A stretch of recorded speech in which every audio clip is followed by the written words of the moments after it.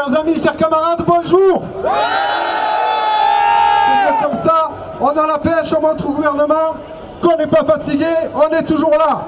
Et on va tout péter.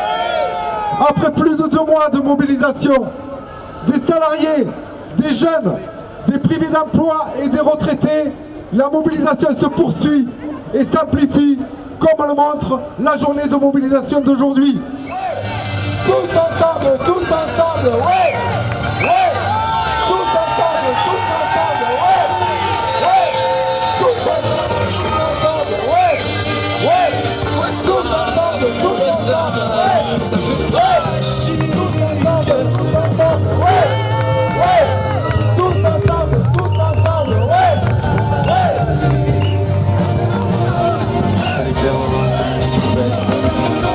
L'opinion publique reste massivement opposée à cette loi travail et à l'utilisation autoritaire du 49.3 par le gouvernement.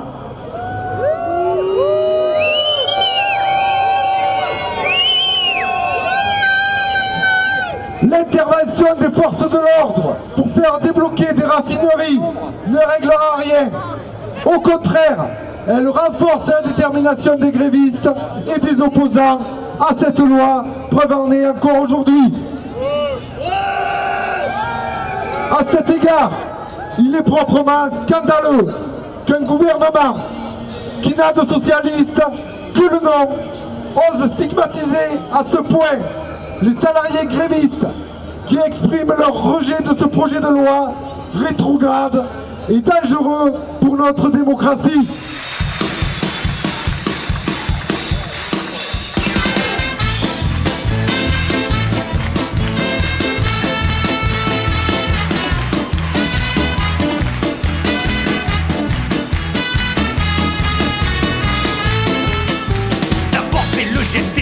On fait la grève, c'est la galère et la mobilité externe qui nous fout le moral en merde. La flexibilité accrue nous fait descendre dans la rue. Et quand on voit leur plus-value, alors c'est trop, on n'en peut plus. Ça va péter, ça va péter, ça va péter de tous les côtés.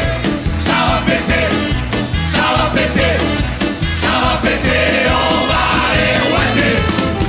Partout la régression sociale, la sécu qui se fait la malle, le saut qui part à la terrine et qu'on repart à la cheville. Y'a plus que des emplois précaires, partout une odeur de misère, des écoles communautaires, déjà là, mais naïe ta mère. Ça va péter, ça va péter, ça va péter de tous les côtés.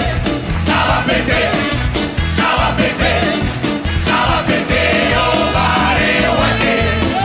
Licenciement et dégraissage, super profit et bidouillage, méga répression syndicale pendant qu'ils planquent de l'argent sale. Le règne de la sous-traitance, les accidents, ils s'en balancent. Y'a plus que la course au profit et ceux qui gueulent. Oh, Murphy.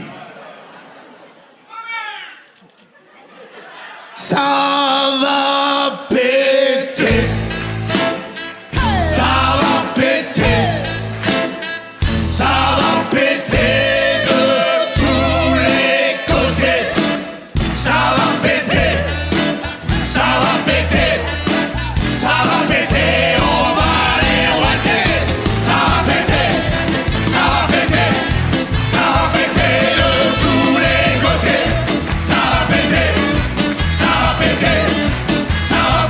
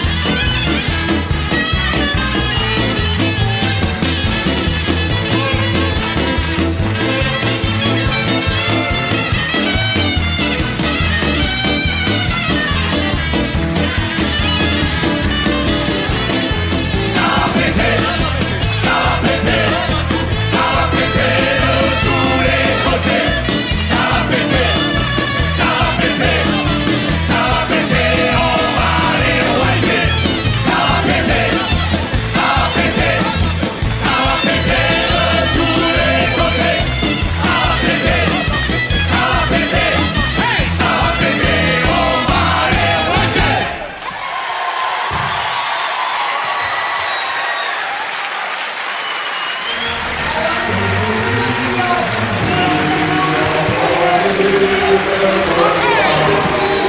le développement et la négociation d'un code du travail du XXIe siècle. Nous, ce qu'on veut, c'est vivre mieux. Nous, ce qu'on veut, c'est vivre mieux. Nous, ce qu'on veut, c'est vivre mieux.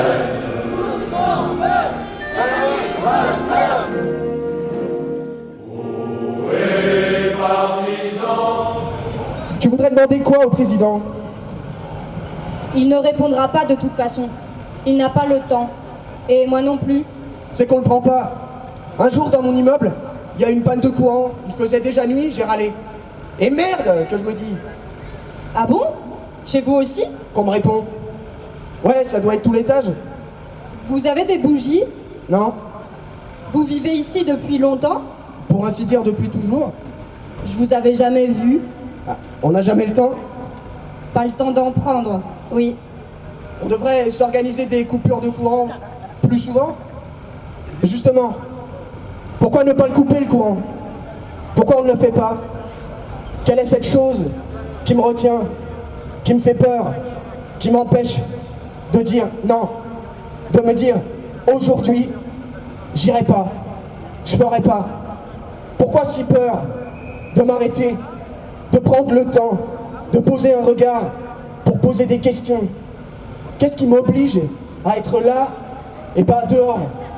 Qu'est-ce que je perds à prendre mon temps, de me poser quelques questions?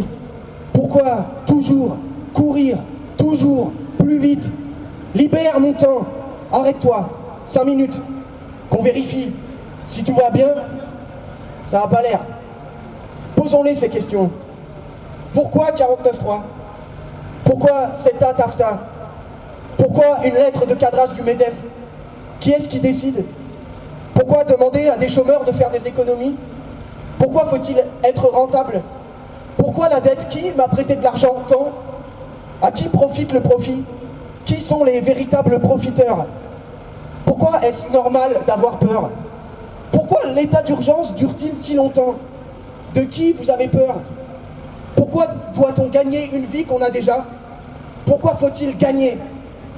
Puis-je aimer travailler? Pourquoi travailler plus que longue vie?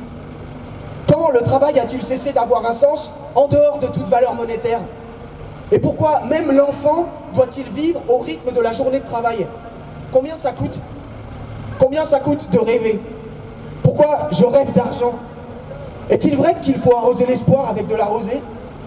Combien ça coûte l'espoir? Pourquoi est-ce qu'on n'est pas capable d'accueillir des réfugiés dignement en France? Pourquoi est-ce que j'ai honte d'être français? Pourquoi plus de place? Pourquoi claquer la porte? Et pourquoi toujours le profit avant l'humain? Nos enfants seront-ils retraités? Pourquoi précarité prend de plus en plus des allures de misère? Pourquoi 1% de la population mondiale détient plus que les 99% restants? Pourquoi j'ai dû vérifier ce chiffre pour être sûr que ce n'était pas une blague? Pourquoi faut-il que je produise plus que l'année précédente? Pourquoi faut-il que je sois plus grand que le voisin? Pourquoi et comment suis-je devenu le fruit de l'arbre du toujours plus? Pourquoi est-ce si difficile de s'en passer, de faire autrement? Pourquoi est-ce dans mes veines? Comment est-ce venu là? Pourquoi se suicider? Pourquoi se coudre la bouche? Pourquoi demandons-nous la parole? Que faire en tant que jeunes artistes? Et si on s'arrêtait? Quand les trains s'arrêtent, c'est important, mais nous, ça emmerde qui? Faire la grève de l'école, ça veut dire quoi? Et continuer, ça veut dire quoi aussi? Que peut-on faire ou ne pas faire? Être ou ne pas être? Agir ou non? Suis-je docile? Pourquoi se battre? Pourquoi se bat-on? Faut-il attendre? Qu'est-ce qu'on attend? Pourquoi ne pas parler de ça à l'air libre? Pourquoi est-ce qu'il y a de moins en moins de bancs publics? Comment se retrouver? Comment sortir de la division et de l'isolement?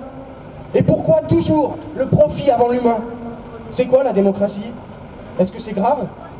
Voter pour quelqu'un, est-ce le laisser décider à ma place?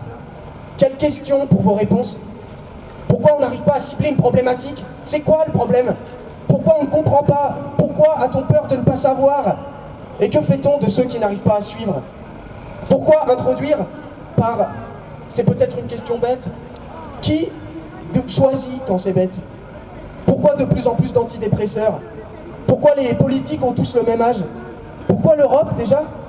Reste-t-il encore quelque part des endroits qui n'appartiennent à rien ni à personne?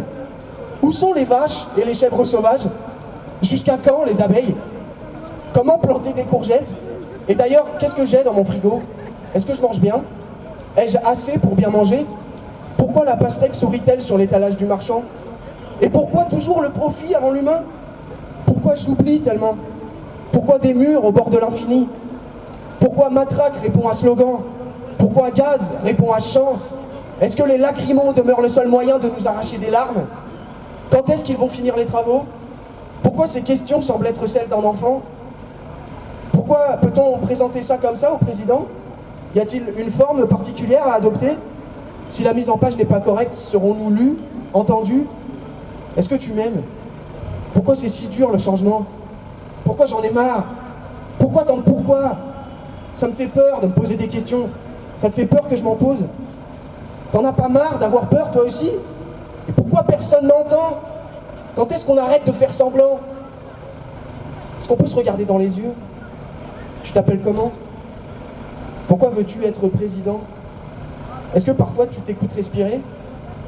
Vous posez-vous toutes ces questions? Pourquoi ne pas répondre? Monsieur Hollande, est-ce qu'on peut parler à ton supérieur? Nous posons ces questions pour remettre du trouble dans les vérités qui nous sont assénées. Nous posons ces questions contre ce futur précarisé auquel on nous destine, auquel on nous oblige. Nous posons ces questions tant qu'il est encore temps de se les poser. Nous posons ces questions. Fut-il déconnecté des enjeux mondiaux et des jeux de pouvoir qui régissent le monde? Peut-être. Mais connecté aux êtres, aux gens, trop souvent oubliés. Nous posons ces questions, car nous cherchons un état d'être au monde, un vivre ensemble à réinventer, une joie commune, une évidence, l'essentiel. Nous posons ces questions parce que nous n'avons pas toutes les réponses. Au nom de ce futur. Nous avons donc fait la démonstration aujourd'hui que le mouvement, il ne fait plus pas. On nous accuse de durcir inutilement le ton. Pourtant, il se passe très exactement ce que l'on disait. Le mouvement ne faiblit pas. Il est ancré durablement dans le paysage social.